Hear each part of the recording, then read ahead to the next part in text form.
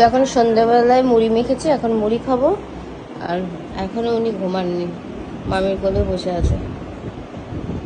ঘুম পাড়ানোর অনেক চেষ্টা হচ্ছে কিন্তু ঘুমাবেন না। মেনু কি? মাংস ভাত। ইয়েস, এখন অন্বেষা থাকতে থাকতে আমি একদম চিকেন প্রেমী হয়ে গেছি। আচ্ছা মামি এসছি তাই জন্য রাসেল আজকে ভাত হবে আর চিকেন।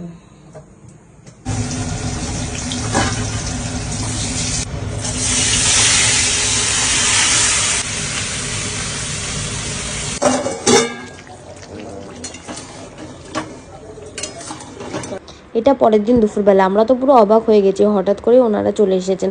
আমরা ভেবেছিলাম মামামে 2.5 মাস বয়স হয়ে গেছে, এতদিন আসেনি মানে আসবে না। তো যাই হোক, ওনারা এসে গেছে, অনেক আশীর্বাদ করলো, তারপরে নাচ ঠাচ করলো।